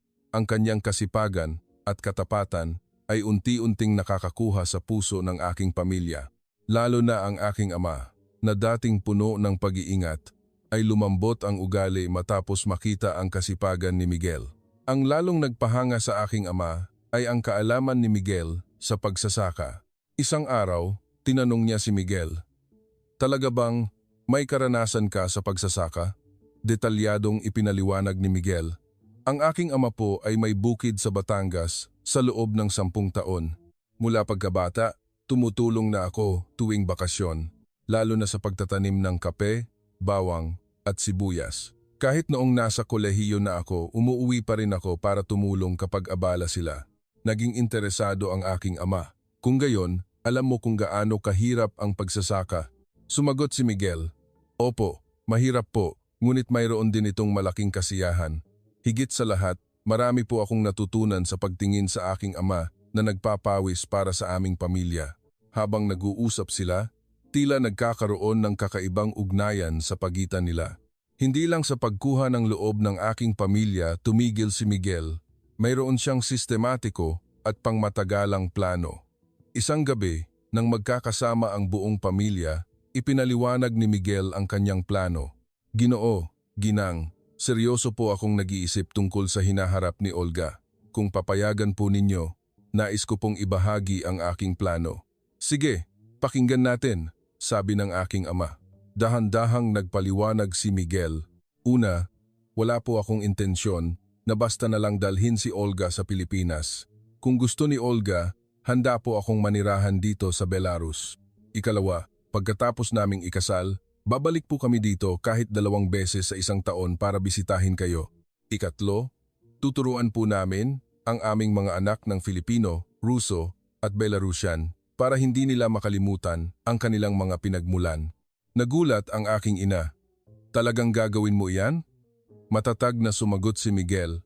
Opo, pangako po. At nagsaliksik na rin po ako ng mga trabahong maaari kong gawin dito sa Belarus. Marami pong pagkakataon sa mga kumpanya ng consulting na tumutulong sa mga kumpanyang Pilipino na pumasok sa silangang Europa o sa kalakalan sa pagitan ng Pilipinas at Belarus. Ano ba talaga ang plano mong trabaho? Tanong ng aking ama. Inilabas ni Miguel ang mga dokumentong inihanda niya. Maraming mga kumpanya ng teknolohiya sa Pilipinas ang gustong pumasok sa silangang Europa, ngunit kulang sila sa mga taong may alam sa lokal na sitwasyon. Nagtapos po ako ng International Studies at marunong na rin ng Ruso, kaya kaya ko pong gawin ang trabahong iyon. At dahil eksperto si Olga sa linguistika, maaari rin kaming magtulungan sa pagsasalin. Talagang nakakagulat. Hindi ko inakala na ganito kadetalye ang plano ni Miguel. Hindi siya emosyonal na lumapit, kundi isinaalang-alang niya ang lahat ng praktikal na solusyon. At higit sa lahat, tunay ko pong iginagalang ang kulturang Belarusian. Patuloy po akong mag-aaral ng Ruso at ng kasaysayan at tradisyon ng Belarus. Pahalagahan ko po ang pinagmulan ni Olga. Ipinakita ni Miguel ang mga aklat sa kasaysayan ng Belarus at iba pang materyales. Halata ang kanyang dedikasyon. Napakalalim mag-isip ng batang ito, sabi ng aking ina na may halong paghanga. Binata, hindi ko inakala na pinag-isipan mo ang lahat ng iyan, sabi rin ng aking ama. Ngunit hindi pa doon nagtatapos ang plano ni Miguel. At gusto ko rin pong magtayo ng isang negosyo para sa cultural exchange kasama si Olga. Ipakikilala natin ang magandang kultura ng Belarus sa mga Pilipino at ang magandang kultura ng Pilipinas sa mga taga-Belarus. Paano? Tanong ko. Ipinaliwanag ni Miguel. Halimbawa, ipakikilala natin ang mga tradisyonal na sining ng Belarus sa Pilipinas o mag-angkat ng mga produkto tulad ng pampaganda o pagkain ng Pilipinas dito sa Belarus. At gagawa rin tayo ng mga programa para sa pagpapalitan ng mga kabataan mula sa dalawang bansa. Isang detalyado at malawak na plano na hindi ko kailanman naisip. Hindi lang gusto ni Miguel na pakasalan ako, kundi gusto niya talagang maging tulay sa pagitan ng dalawang bansa. At higit sa lahat, gusto kong suportahan ang pangarap ni Olga. Tutulungan ko siyang ipagpatuloy ang kanyang trabaho bilang isang linguist na nagsasaliksik sa dalawang wika. Kung ako ang hahawak sa bahagi ng negosyo at si Olga sa bahaging akademiko, naniniwala akong makakagawa kami ng isang makabuluhang bagay. Nang marinig ko iyon, lubos akong naantig. Hindi ko alam na ganito kaseryoso ang pag-iisip ni Miguel tungkol sa aking mga pangarap at layunin. Ang lalaking nag-aatubili sa Pilipinas dahil sa mga praktikal na problema ay ngayon ay may dalang solusyon sa lahat ng iyon. Binata, alam kong sinsero ka, ngunit madaling sabihin, mahirap gawin, sabi ng aking ama. Sumagot si Miguel. Kaya po ako personal na pumunta dito. Gusto ko pong ipakita sa gawa, hindi lang sa salita. At nasabi ko na rin po ang lahat sa aking mga magulang. Nag-alala sila noong una, ngunit ngayon ay sumusuporta na sila. Gusto rin nilang makilala si Olga at bisitahin ang Belarus. Nagulat ang aking ina. Talaga bang sinabi iyon ng mga magulang ni Miguel? Kinonekta ni Miguel ang isang video call sa kanyang mga magulang. Lumitaw sa screen ang kanyang mga magulang mula sa Pilipinas at bumati sa hirap na wikang Ruso. Magandang araw po, mga magulang ni Olga, sabi ng ina ni Miguel. Napakasaya po namin na nakahanap ang aming Miguel ng isang mabuting tao. Mamahalin po namin si Olga na parang aming sariling anak. Sinabi rin ng ama ni Miguel, bibisitahin po namin ang Belarus. Gusto rin po naming maging malapit ang ating mga bansa. Nang makita iyon, tila naantig din ang aking mga magulang. Talagang sinsero sila, sabi ng aking ina habang namumula ang mga mata. Binata, naiintindihan ko na ang iyong intensyon, sabi ng aking ama, na mas malambot na ang ekspresyon. Sa ikalawang linggo ng pananatili ni Miguel, tiyak na nagbago ang kapaligiran. Ang kanyang detalyadong plano at katapatan ay nakakuha sa puso ng aking pamilya. Lalo na ang pagtingin ng aking ama kay Miguel ay ganap na nagbago. Nawala na ang kanyang pag-iingat at unti-unti siyang nagpapakita ng pagtanggap. Isang umaga, tinanong ng aking ama si Miguel, "Mayroon tayong mahirap na gawain ngayon, maaari mo ba akong tulungan?" Ito ay ang pag-aayos ng isang lumang bodega ng mga kagamitang pangsaka, isang napakahirap at maruming gawain. Ngunit walang pag-aalinlangang sumagot si Miguel, "Opo, ikagagalak ko pong tumulong." Nang makita ng aking ama si Miguel na nagtatrabaho buong araw na puno ng alikabok, humanga siya, napakasipag ng batang ito. Nang gabing iyon, matapos maligo si Miguel, sinabi niya, "Itay, napakalinis na po ng bodega. Mas madali na pong ayusin ang mga kagamitan." Isang ngiti ng kasiyahan ang gumuhit sa mukha ng aking ama. Ang nakakagulat kay Miguel ay hindi lang siya masipag, kundi seryoso rin siyang nag-iisip at naghahanap ng mga paraan upang mapabuti ang mga bagay-bagay. Habang tumutulong sa bukid, nagbibigay siya ng mga mungkahi tulad ng, "Itay, tingin ko po mas magiging episyente kung ganito ang gagawin natin." Ang relasyon niya sa aking ina ay lalo pang lumapit. Ang mga bulaklak na binibili niya tuwing umaga ay naging pang-araw-araw na at nagsimula na ring maghanda ng mga espesyal na pagkain ang aking ina para kay Miguel. "Miguel, ito ay tradisyonal na biskwit ng Belarus. Subukan mo." Nag-aalok siya ng prayaniki na gawa niya. Kinain ito ni Miguel ng may gana. "Ginang, napakasarap po nito. Pwede niyo po bang ituro ang recipe para maluto ko rin sa Pilipinas?" Natuwa ang aking ina. "Siyempre, ituturo ko sa iyo." Mula noon, nagsimula ang cooking class ni Miguel at ng aking ina. Masigasig na natututo si Miguel at itinuturo ito ng aking ina ng may pag-aalaga na parang tunay na anak. "Miguel, ganito ang pagmamasa. Kung masyadong matagal, titigas ito." Hawak niya pa ang kamay nito para turuan. Ang reaksyon ng mga taga-nayon ay unti-unti ring bumubuti. Ang mga kapitbahay na dati ay may halong pagkamausisa at pag-iingat ay ngayon ay bumabati na ng may kabaitan. Sinabi ng pinuno ng nayon, "Napakagalang at masipag ng binatang iyan. Nakahanap si Olga ng mabuting tao." Si Miguel din ay nagsikap na makipag-ugnayan sa mga taga-nayon. Ang kanyang kasanayan sa Ruso ay umunlad na kaya't nakikipagbiruan na siya. Habang nakikipaglaro ng chess sa mga matatanda, sinasabi niya, "Napakasaya po ng larong ito. Dapat chess na lang ang laruin ko sa Pilipinas, imbes na sungka." Nagtatawanan ang mga matatanda. Ang pinakakahanga-hanga ay ang pagdalo ni Miguel sa isang harvest festival sa simbahan ng nayon. Ang Belarus ay tradisyonal na isang Orthodox Christian na bansa, ngunit kahit iba ang relihiyon ni Miguel, aktibo siyang sumali sa mga gawain. "Ako po ay isang Katoliko. Ngunit naniniwala ako na ang pasasalamat sa Diyos ay pareho sa lahat ng relihiyon." Nang makita ng mga taga-nayon si Miguel na taimtim na nagsisindi ng kandila at nagdarasal, lubos silang naantig. Pinuri siya ng pari.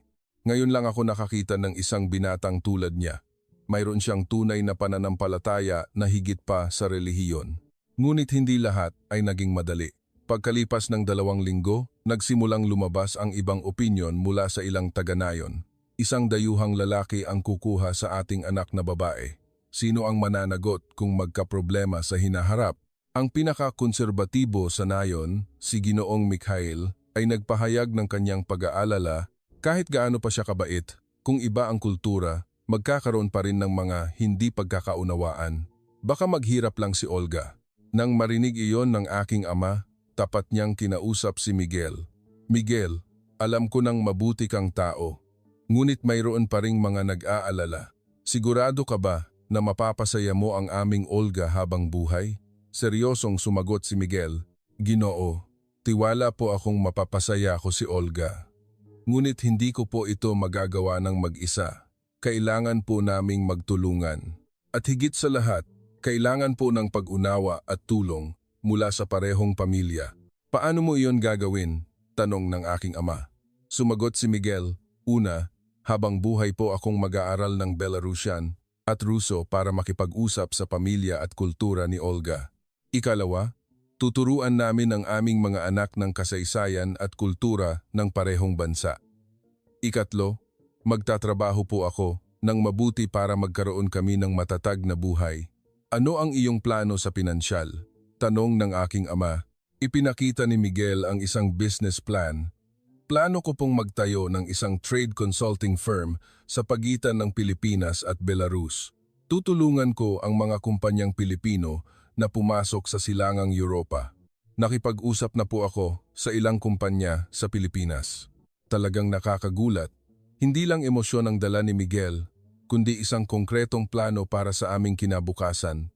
Miguel, mahal mo talaga ang aming Olga, sabi ng aking ina. Taos-pusong sumagot si Miguel. Opo, ginang. Si Olga po ang pinakamahalagang tao sa aking buhay. Hindi ko po maiisip ang aking buhay kung wala siya. Habang pinagmamasdan ko si Miguel, lubos akong naantig. Ang lalaking gustong sumuko sa Pilipinas dahil sa mga praktikal na problema ay ngayon ay nagsisikap na lutasin ang lahat. Ipinapakita niya kung ano ang tunay na pag-ibig. Ngunit ang pinakamalaking pagsubok ay darating pa lamang. Sa ikatlong linggo ng pananatili ni Miguel sa Belarus, isang hindi inaasahang krisis ang sumabog. Isang umaga, maagang dumating ang pinuno ng nayon na may seryosong mukha, Vasily. Mayroon tayong malaking problema. Ayon sa kanya, tumawag ang lokal na pulisya. Mayroon daw nag-report na isang dayuhan ang matagal nang naninirahan sa isang pribadong bahay. Pupunta sila para tingnan kung kumpleto ang mga dokumento. Ang mas malala, ang nag-report ay isang taga-nayon. Tingin ko si Mikhail ang nag-report, sabi ng pinuno.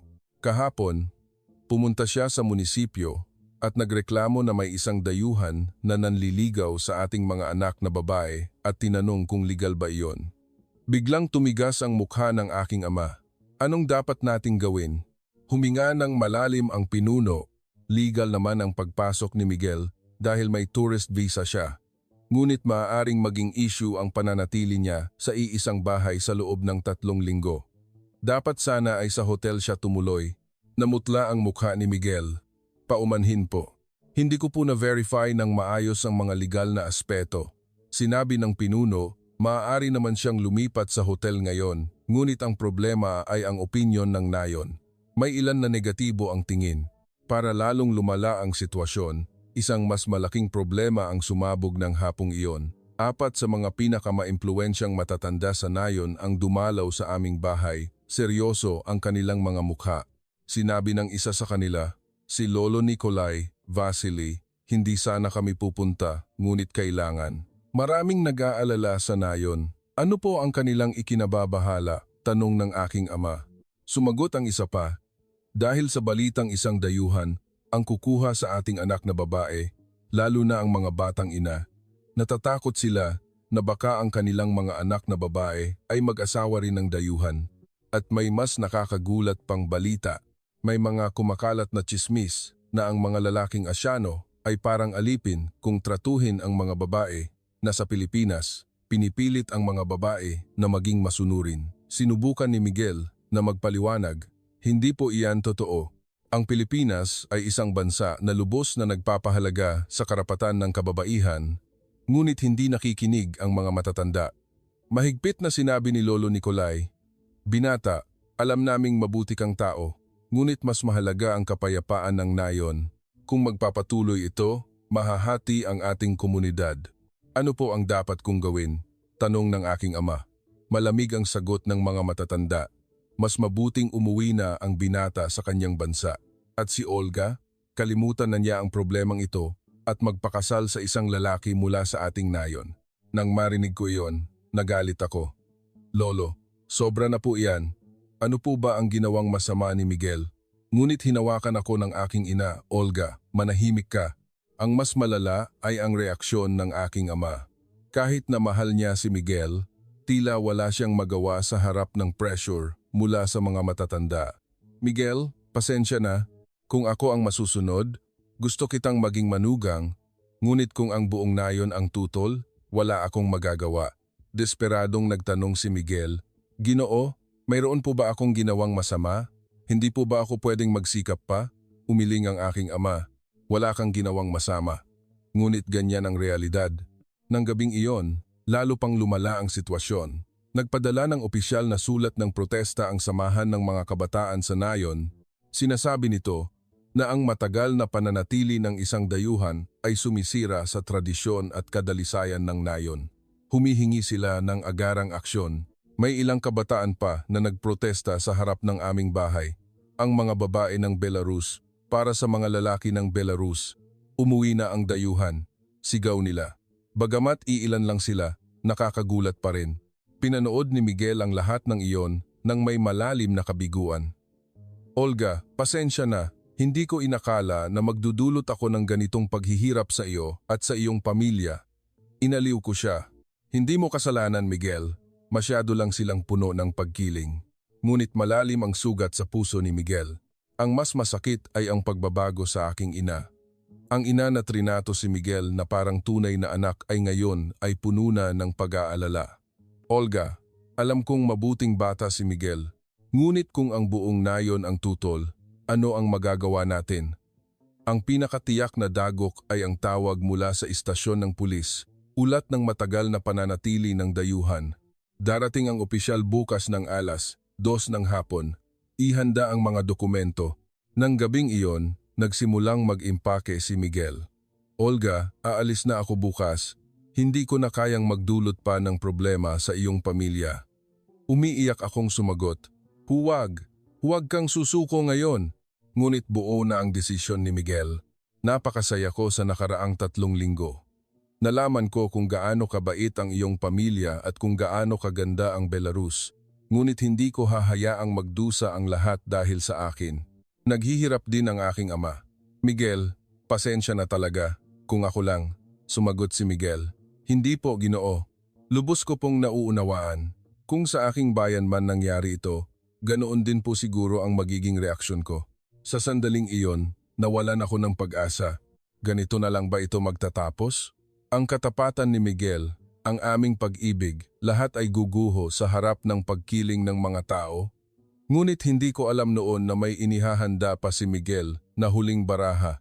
Kinabukasan, maagang gumising si Miguel at nagbihis ng formal, nakasuot ng itim na suit at kurbata, mukha siyang seryoso. May espesyal na okasyon ba? Tanong ko. Malalaman mo mamaya, sagot niya. Pagsapit ng alas, 10 ng umaga, biglang nagsalita si Miguel. Ginoo, Ginang at Olga, may huli po akong sasabihin. Lumakad siya sa gitna ng sala at ginawa niya ang isang bagay na hindi inaasahan. Lumuhod si Miguel. Ginoo, Ginang, umalingaw-ngaw ang boses ni Miguel. Tunay ko pong mahal si Olga. Natigilan kaming lahat. Ngunit nagpatuloy si Miguel. Sa nakaraang 3 linggo sa bahay na ito, sa nayong ito, naranasan ko po ang pinakamagandang panahon ng aking buhay. Itinuro po sa akin ng Ginoo ang tunay na diwa ng isang magsasaka at ipinakita po sa akin ng Ginang kung gaano kadakila ang pagmamahal ng isang ina. Nanginginig ang boses ni Miguel, ngunit matatag ang kanyang intensyon. At higit sa lahat, nalaman ko po ang kabutihan ng mga taga-Belarus. Bagamat may mga hindi pagkakaunawaan ngayon, hindi po ako susuko. Miguel, tumayo ka, sabi ng aking ama. Ngunit hindi itinaas ni Miguel ang kanyang ulo. Ginoo, pakinggan po ninyo ang aking huling hiling. Bigyan po ninyo ako ng 1 oras. 1 oras lang po. Bigyan po ninyo ako ng pagkakataong ipakita ang aking tunay na intensyon sa harap ng mga taga-nayon. Anong ibig mong sabihin? Tanong ng aking ama. Itinaas ni Miguel ang kanyang ulo na may determinasyon. Gusto ko pong tumayo sa plaza ng nayon at iparating ang aking damdamin sa lahat at tatanggapin ko po ang kanilang hatol. Kung pagkatapos noon ay tutol pa rin sila, aalis po ako ng walang anumang salita. Nag-aalalang sinabi ng aking ina, Miguel, hindi mo na kailangang gawin iyan, baka kung ano pa ang sabihin ng mga tao. Ngunit buo na ang desisyon ni Miguel. Ginang, hindi po ako tatakbo. Para po sa taong mahal ko, handa po akong harapin ang anumang pagsubok. Pagsapit ng 1 ng hapon, pumunta si Miguel sa plaza ng nayon. Mabilis na kumalat ang balita at unti-unting nagtipon ang mga tao na may halong pagkamausisa at pag-aalala. Sumunod kami. Hindi nagtagal, mahigit na dangdang tao na ang nasa plaza. Tumayo si Miguel sa gitna, huminga ng malalim at nagsimulang magsalita sa malakas na boses. Magandang araw po sa inyong lahat. Ako po si Miguel, mula sa Pilipinas. perpektong Ruso. Malaki ang kanyang inunlad sa loob ng 3 linggo. Nandito po ako ngayon para iparating ang aking damdamin. Alam ko pong marami kayong tanong at alalahanin tungkol sa akin. Kaya gusto ko pong sabihin ang lahat ng walang itinatago. Dahan-dahang ikinuwento ni Miguel ang kanyang istorya. Paano niya nakilala si Olga sa Maynila, bakit siya pumunta sa Belarus, at kung ano ang kanyang tunay na intensyon. Mahal ko po si Olga, ngunit hindi lang po iyon. Natutunan ko na pong mahalin ang Belarus, ang magandang bansang ito, ang mababait na tao, tunay ko po kayong minamahal. May katapatan sa boses ni Miguel. Sa nakaraang 3 linggo, marami po akong natutunan sa inyo. Kung ano ang tunay na pagmamahal sa pamilya, kung ano ang pagmamahal sa kapwa, at kung gaano kahalaga ang pagpapanatili ng tradisyon. Isang taga-nayon ang sumigaw. Kung gayon, bakit mo gustong kunin si Olga? Tumingin si Miguel sa kanya at matatag na sumagot. Hindi ko po siya kukunin. Ako po ang mananatili dito. Nagbulungan ang mga tao. Nagpatuloy si Miguel.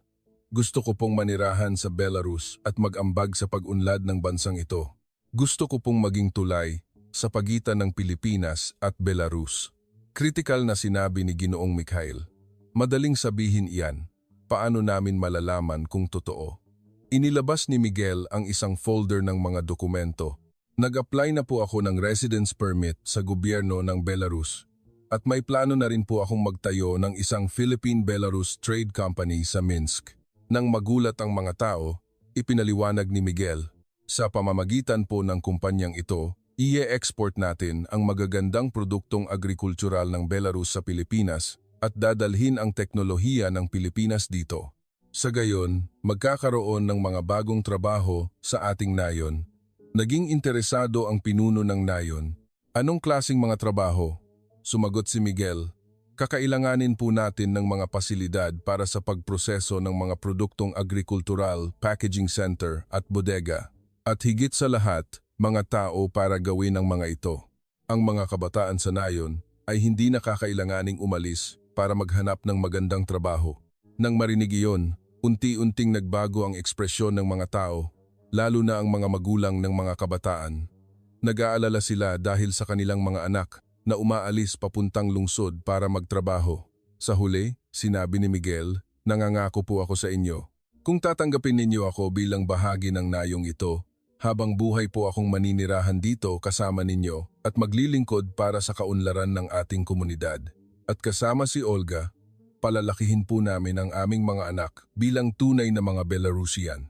At muli, lumuhod siya sa harap ng lahat. Pakiusap po. Bigyan ninyo ako ng pagkakataon, isang pagkakataon para patunayan ang aking katapatan. Sa sandaling iyon, tumahimik ang plaza at lahat ay nakatingin kay Miguel. Ito ang tunay na mapagpasyang sandali. Nang lumuhod si Miguel at sumigaw sa plaza, isang ganap na katahimikan ang bumalot sa lugar. Mahigit 100 tao ang huminto sa paghinga, nakatitig sa binatang dayuhan. Ang katahimikang iyon ay parang walang hanggan. Ang unang kumilos ay ang pinakamatandang babae sa nayon, si Lola Ivana, noon taong gulang. Dahan-dahan siyang lumapit kay Miguel, gamit ang kanyang tungkod. Nakatuon ang tingin ng lahat sa kanya. Tumayo siya sa harap ni Miguel at nagsalita sa wikang Ruso, "Binata, itaas mo ang iyong ulo." Dahan-dahang itinaas ni Miguel ang kanyang ulo at tinitigan siya ni Lola Ivana. "Nakikita ko ang katapatan sa iyong mga mata. Sa loob ng 90 taon, marami na akong nakilalang tao at masasabi kong isa kang mabuting tao." Nagbulungan ng mga tao. Si Lola Ivana ang pinakaigagalang sa nayon at may bigat ang kanyang mga salita. Nakikita kong tunay niyang mahal ang ating Olga at gusto niyang gumawa ng mabuti para sa ating nayon. Sa sandaling iyon, lumapit ang pinuno ng nayon. "Miguel, ang business plan na sinabi mo, posible ba talaga iyan?" Tumayo si Miguel at magalang na sumagot, "Opo, Ginoong Punong Nayon. Nakipagkasundo na po ako sa 3 kumpanya sa Pilipinas. Malaki po ang interes nila sa mga produktong agrikultural ng Belarus." Ipinakita ni Miguel ang mga dokumento. Ito po ay mga materyales mula sa negosasyon sa isang malaking supermarket chain sa Pilipinas. At ito po ay isang paunang pag-apruba para sa pamumuhunan mula sa gobyerno ng Belarus. Hindi po ako nagsasalita ng walang basehan. Isang batang ama, si Alexei, ang sabik na nagtanong, talaga po bang magkakaroon ng trabaho sa ating nayon? Makakapagtrabaho po ba dito ang aking anak at hindi na kailangang umalis? May kumpiyansang sumagot si Miguel, opo, pangako po. Sa unang taon, plano kong lumikha ng hindi bababa sa 50 trabaho. Sa iba't ibang larangan tulad ng pagpili, pag-iimpake, transportasyon at pamamahala. At kung magiging matagumpay, maaari pa itong lumawak. Si Ginoong Mikhail, na may pagdududa pa rin, ay nagsalita. Sabihin na nating totoo yan. Paano naman ang ating mga tradisyon? Hindi ba't maaaring mawala ang ating sariling kultura? Yumuko ng malalim si Miguel. Ginoong Mikhail, hindi ko po layunin na sirain ang mga tradisyon ng Belarus, kundi pangalagaan at paunlarin ito. Sa katunayan, gusto kong ipakilala ang kulturang Belarusian sa Pilipinas. Ang magagandang sining, pagkain at musika ng Belarus. Paano? Tanong ni Mikhail. Halimbawa po, ipakikilala natin ang tradisyonal na pagbuburda ng nayon sa Pilipinas para matutunan ng mga kababaihang Pilipino at maaari rin nating ibenta ang mga tradisyonal na pagkain ng Belarus doon. Sa ganitong paraan, mas makikilala at mapangangalagaan ang ating tradisyon, lumapit ang pari ng nayon. Miguel, iba ang iyong relihiyon, ngunit kaya mo bang igalang ang mga tradisyon ng aming simbahan? Magalang na sumagot si Miguel, Padre, ako po ay Katoliko, ngunit naniniwala akong ang lahat ng relihiyon ay naglalayon ng pag-ibig at kapayapaan. Gusto ko pong ituro sa aming mga anak ang aral ng parehong relihiyon, ang habag ng Budismo at ang pag-ibig ng Kristyanismo. Tumango ang pari. Kung ganyan ang iyong pananaw, sa tingin ko ay walang magiging problema. Ilang kabataan ang nagsimulang pumalakpak. Tama si Miguel. Gusto rin naming magkaroon ng magandang trabaho sa ating bayan, hindi masamang makipag-ugnayan sa ibang kultura. Unti-unting dumami ang mga sumusuporta kay Miguel, lalo na ang mga batang magulang at mga kabataan. Tumayo ang pangalawang pinakamatanda sa nayon, si Lolo Ivan. Sinusuportahan ko rin ang binatang ito. Bihira na sa mga kabataan ngayon ang may ganitong katapatan at kailangan din ng ating nayon ng bagong simoy ng hangin. Inayos ng pinuno ang mga tao, kung gayon, magbotohan tayo. Ang mga sumasang-ayon na tanggapin si Miguel bilang bahagi ng ating nayon, itaas ang kanilang kamay. Isang nakakakabang sandali. Sa simula, iilan lang ang nagtaas ng kamay, ngunit unti-unting dumami. Si Lola Ivana, si Lolo Ivan, ang pari, ang pinuno, at marami pang iba. Sa huling bilang, 70 sa mahigit 100 katao ang bumoto ng oo, isang malaking tagumpay. Isang malakas na palakpakan ang umalingaw-ngaw at naiyak si Miguel sa tuwa. Opisyal na inanunsyo ng pinuno. Tinatanggap natin si Miguel bilang bagong miyembro ng ating nayon. Naghiyawan ang mga tao at pinalibutan si Miguel. Ang pinakanakakaantig ay ang reaksyon ni Ginoong Mikhail. Siya na pinakamatinding tumutol ay lumapit kay Miguel, inilahad ang kanyang kamay at sinabi, Binata, nagkamali ako. Maligayang pagdating. Muling yumuko ng malalim si Miguel. Salamat po. Habang buhay ko pong hindi sasayangin ang inyong tiwala. Naantig din ng aking ama at ina. Inilagay ng aking ama ang kanyang kamay sa balikat ni Miguel. Miguel, ngayon, tunay na kitang anak. Umiiyak na niyakap ng aking ina si Miguel. Ako rin ay umiyak sa tuwa. Ang imposibleng pangarap ay naging katotohanan. Ang katapatan at konkretong plano ni Miguel ay ganap na nagpabago sa isip ng mga tao. Nang gabing iyon, naging pista ang buong nayon. Nagdala ang mga tao ng pagkain at nagkaroon ng malaking salusalo sa plaza. Si Miguel ang naging bayani. Lahat ay nakipagkamay sa kanya at bumati. Ang pinakamasaya ay ang reaksyon ng mga kabataan. Kuya Miguel, totoo po bang gagawa kayo ng trabaho para sa amin? Pwede po ba akong tumulong? Sa ganoong paraan, ang pangalawang pagsubok ni Miguel ay nagtapos sa isang ganap na tagumpay. Ngunit simula pa lamang ito. Mula ng araw na iyon, nagsimula ang mga kamangha-manghang pagbabago. Nagbago ang pananaw ng mga tao. Ang dating mapag-ingat na nayon ay naging mas bukas. Si Ginoong Mikhail ay lubos na nagbago, humingi ng tawad kay Miguel at nangako ng suporta. Ang business plan ni Miguel ay mabilis na umusad. Sa loob ng isang linggo, Dumating ang mga unang mamimili mula sa Pilipinas, mga kinatawan ng isang malaking kumpanya. Humanga sila sa kalidad ng mga produkto at pumirma ng isang malaking kontrata para i-export ang 30% ng ani ng nayon. Ang halaga ng kontrata ay katumbas ng 50% ng kabuuang kita ng nayon mula sa agrikultura. Ang mga kabataan na dati nagbabalak umalis ay ngayon ay nagpaplano na ng kanilang kinabukasan sa nayon. Si Dimitri, isang agriculture graduate, ay agad na sumali. Sumunod ang iba pa na may kasanayan sa logistics, business at wika.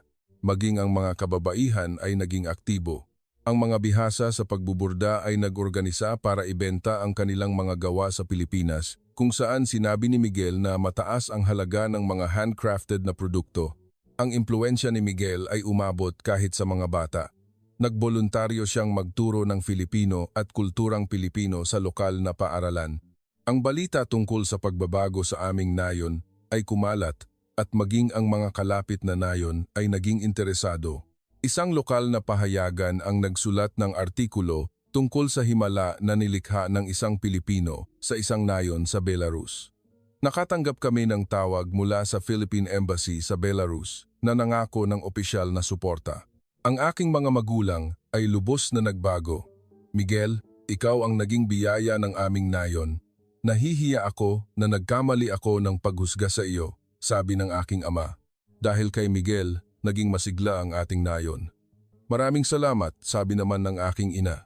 At ang pinakamahalaga, maaari na naming planuhin ang aming kinabukasan. Sa basbas ng lahat, mas tumibay ang aming pag-ibig. Isang taon ang lumipas, at ako ay isang ganap na ibang tao. Mula sa isang simpleng babae sa isang nayon, ako ngayon ay isang tulay sa pagitan ng Pilipinas at Belarus. Lumawak ang aking pananaw. Ang aking Filipino ay naging matatas, at si Miguel ay halos katutubong nagsasalita na ng Ruso. Naging mas malapit kami sa pag-aaral ng wika ng isa't isa. Ang konsepto ko ng pamilya ay lumawak. Ang mga magulang ni Miguel na bumisita sa amin ay naging parang tunay ko na ring mga magulang, bagamat hindi sila nagkakaintindihan sa salita, nagkakaintindihan sila sa puso. Ngayon, masaya kami. Si Miguel ay isang ganap ng bahagi ng nayon. Araw-araw, sinisimulan namin ang araw sa paglalakad at sa gabi, nakikipag-video call kami sa aming mga pamilya sa Pilipinas. Nagluluto kami ng mga pagkain mula sa aming mga bansa at minsan pinagsasama namin ito. Plano naming magpakasal sa susunod na taon na may parehong tradisyonal na kasal ng Belarus at Pilipinas. Kung magkakaroon kami ng mga anak, palalakihin namin sila bilang mga mamamayan ng mundo na bihasa sa tatlong wika at nauunawaan ang parehong kultura. Kung babalikan ko ang lahat, ito ay isang kamangha-manghang pagbabago. Ngunit ang pinakamahalaga, lahat ng ito ay nagsimula sa pag-ibig. Natutunan ko na kayang baguhin ng pag-ibig ang lahat wika, kultura, distansya, at ang pag-ibig na iyon ay nagmumula sa tunay na katapatan. Sa pagtatapos, nais kong ibahagi ang aking mga natutunan. Una, ang tunay na pag-ibig ay walang hangganan. Ikalawa, ang pagkiling ay malalampasan ng katapatan at gawa. Ikatlo, ang pamilya ay nabubuo sa pagmamahal, hindi lang sa dugo. Ikaapat, ang pagsasama ng mga kultura ay lumilikha ng isang bagay na mas mayaman. Ikalima, huwag sumuko sa iyong mga pangarap. At ang pinakamahalaga, ang katapatan. Nakikita ng mga tao ang tunay na puso. Kayo, mayroon ba kayong mga kwento ng pag-ibig na lumampas sa mga hangganan? Ibahagi ito sa mga komento. Para sa mga nasa isang international relationship, sana'y makatulong ang aking karanasan. Tandaan ninyo ang respeto at katapatan. Para sa mga nahaharap sa pagtutol ng pamilya, huwag kayong mawalan ng pag-asa. Kung tunay ang pag-ibig, laging may paraan. Sana'y magbigay ng pag-asa at lakas ng loob ang aming kwento sa lahat ng mag-asawa sa buong mundo. Kung nagustuhan ninyo ang kwentong ito, mangyaring i-like at i-subscribe ang channel. Ibahagi ito para mas marami pa ang maabot. Inaasahan ko ang inyong mga komento. Minamahal kong mga kaibigan, magkaroon kayo ng isang masayang araw. Nawa'y mapuno rin ng magandang pag-ibig ang inyong buhay. Maraming salamat sa pakikinig.